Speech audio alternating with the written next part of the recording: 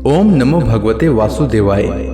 भगवान बृहस्पति देव की पूजा अर्चना के लिए बृहस्पतिवार को व्रत करके बृहस्पतिवार व्रत की कथा का श्रवण करना चाहिए।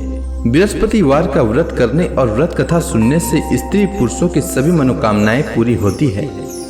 इस व्रत से धन संपत्ति की प्राप्ति होती है, निसंतानों को पुत्र प्राप्ति होती है, परिवार में सुख शांति बनी रहती है, सभी आनंद पूर्वक रहते हैं। अब आइए सुनते हैं बृहस्पतिवार व्रत कथा। प्राचीन समय की बात है। भारत में एक राजा राज्य करता था। वह बड़ा प्रतापी तथा दानी था। वह नित्य प्रति मंदिर में भगवत दर्शन करने जाता था। वह ब्राह्मण और गुरु की सेवा किया करता था। उसके द्वार से कोई भी याचक निराश होकर नहीं लौटता था। वह प्रत्येक गुरुवार को व्रत रखता एवं पूजन करता था। हर दिन गरीबों की सहायता करता था। परंतु यह सब बातें उसकी रानी को अच्छी नहीं लगती थी। वह न तो व्रत करती और न किसी को एक भी पैसा दान में देती थी। वह राजा से भी ऐसा करने को मना किया करती थी। एक समय की बात है। राजा शिकार खेलने वन को चले गए। घर पर रानी और दासी थी। उस समय गुरु बृहस्पति साधु का रूप धारण कर राजा के दरवाजे पर भिक्षा मांगने आए। साधु ने रानी से भिक्षा मांगी तो वह कहने लगी, हे साधु महाराज, मैं इस दान और पुण्य से तंग आ चुकी हूँ। इस कार्य के लिए तो मेरे पति देव ही बहुत हैं। अब आप ऐसी कृपा करें कि सारा धन नष्ट हो जाए तथा मैं आराम से रह सकूं। साधु रूपी बृहस्पति देव ने कहा, हे देवी, तुम बड़ी विचित्र हो। संतान और धन से कोई दुखी नहीं होता है, इसको सभी चाहते हैं।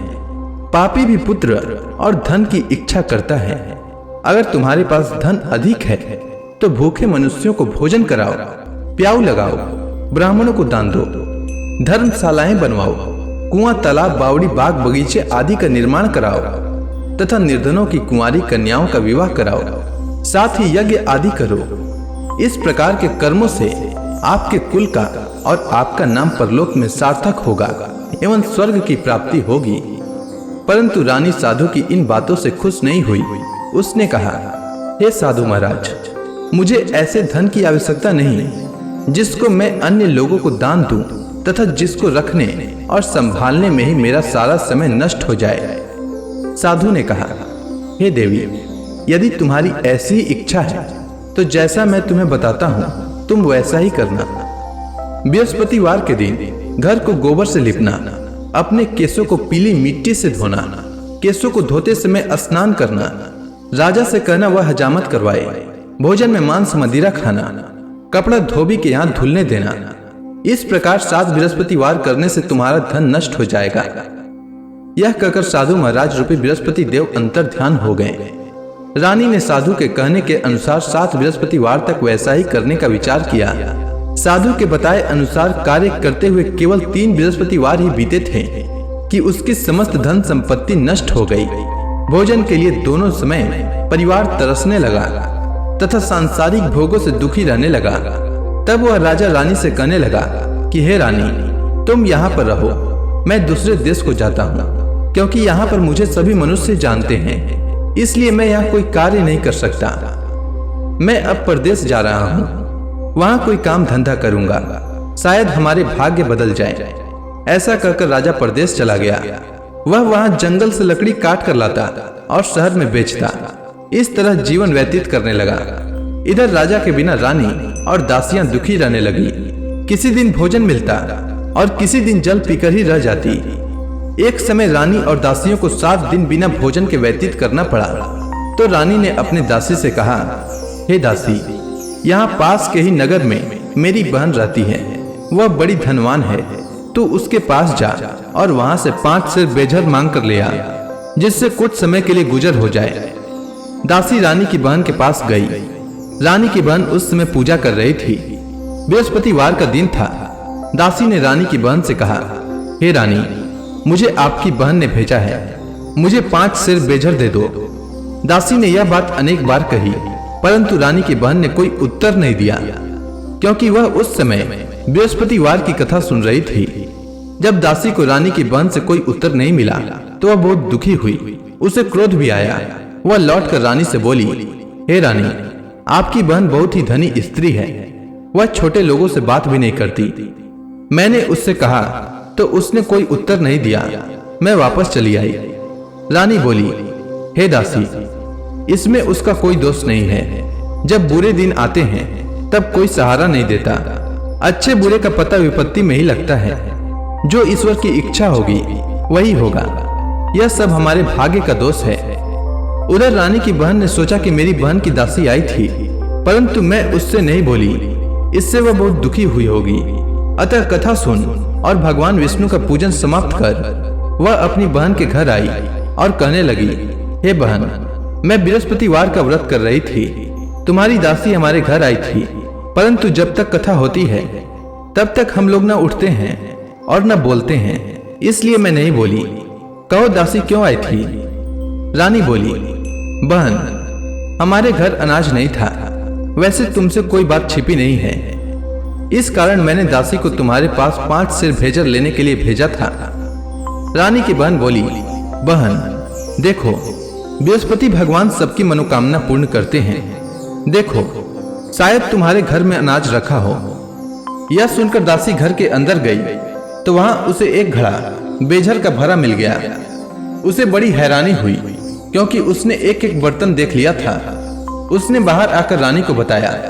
दासी अपनी रानी से कहने लगी, हे रानी, देखो, वैसे हमको जब अन्न नहीं मिलता तो हम रोज ही व्रत करते हैं। अगर इनसे व्रत की विधि और कथा पूछ ली जाए तो उसे हम भी किया करेंगे। दासी के कहने पर रानी ने अपनी बहन से बृहस्पतिवार व्रत के बारे में पूछा।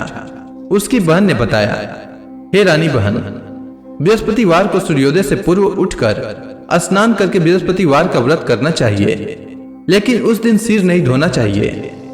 बृहस्पतिवार के व्रत में चने की दाल और मुनक्का से विष्णु भगवान का केले के वृक्ष की जड़ में पूजन करें तथा दीपक जलाएं। उस दिन एक ही समय भोजन करें। भोजन पीले खाद्य पदार्थ का करें तथा कथा सुने। इस प्रकार करने से गुरु भगवान प्रसन्न होते हैं, अन्न पुत्र धन देते हैं, मनोकामना पूर्ण करते हैं। व्रत और पूजन की विधि बताकर रानी की बहन अपने घर लौट गई। रानी और दासी दोनों ने निश्चय किया कि बृहस्पति देव भगवान का पूजन जरूर करेंगे। 7 दिन बाद जब बृहस्पतिवार आया तो उन्होंने व्रत रखा। घुड़साल में जाकर चना और गुड़ बीन लाई तथा उसी दाल से केले की जड़ तथा विष्णु भगवान का पूजन किया। अब भोजन पीला कहाँ से आए?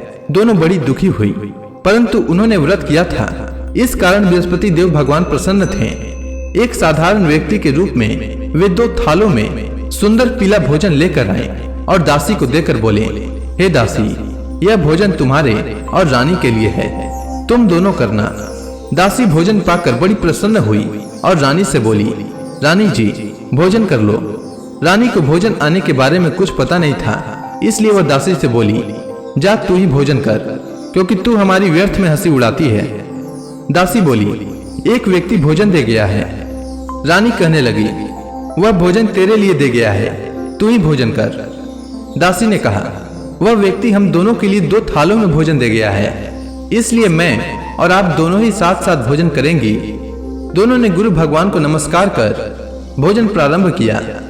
उसके बाद से वे प्रत्येक बृहस्पतिवार को गुरु भगवान का व्रत और पूजन करने लगी।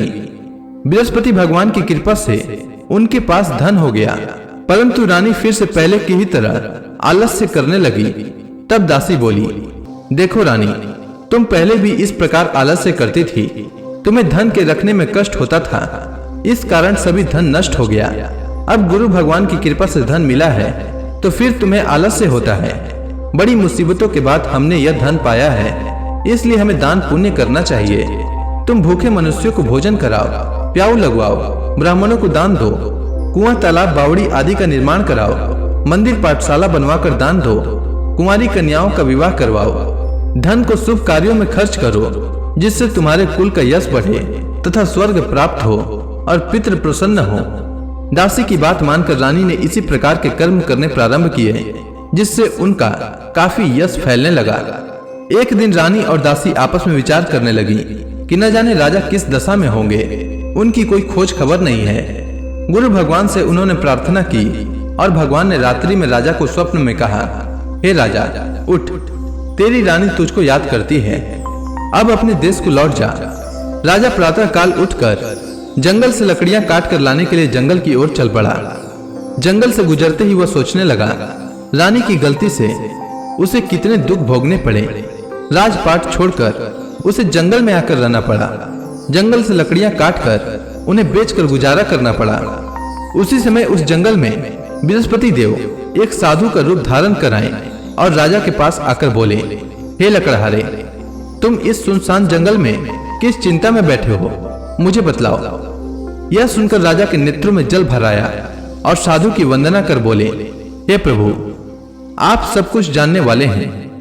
इतना कहकर राजा ने साधु को अपनी संपूर्ण कहानी सुना दी। महात्मा दयालु होते हैं। वे राजा से बोले, हे राजा, तुम्हारी पत्नी ने बृहस्पति देव के प्रति अपराध किया था, जिसके कारण तुम्हारी यह दशा हुई है। अब तुम किसी प्रकार की चिंता मत करो, भगवान तुम्हें पहले से अधिक धन देंगे। देखो, तुम्हारी पत्नी ने बृहस्पतिवार का व्रत प्रारंभ कर दिया है। अब तुम भी बृहस्पतिवार का व्रत करके चने की दाल व गुड़ जल के लोटे में डालकर केले का पूजन करो, फिर कथा सुनो। भगवान तुम्हारी सब मनोकामनाओं को पूर्ण करेंगे। साधु को प्रसन्न देखकर राजा बोला, हे प्रभु, मुझे लकड़ी बेचकर इतना पैसा भी नहीं बचता जिससे भोजन करने के उपरांत कुछ बचा सकूं। मैंने रात्रि में अपनी रानी को व्याकुल देखा है। मेरे पास कोई साधन नहीं जिससे समाचार जान सकूं। फिर मैं बृहस्पति देव की क्या कहानी सुनूं? मुझको तो कुछ भी मालूम नहीं है। साधु ने कहा, हे राजा, तुम किसी बात की चिंता मत करो। बृहस्पतिवार के दिन तुम रोजाना की तरह लकड़ियां लेकर शहर में जाओ। तुम्हें रोज से 2 गुना धन प्राप्त होगा, जिससे तुम भली भांति भोजन कर लोगे तथा बृहस्पति देव की पूजा का सामान भी आ जाएगा। इसके बाद राजा ने साधु के कहे अनुसार बृहस्पतिवार का व्रत किया। बृहस्पतिवार का व्रत करने से राजा के दिन सुधर गए।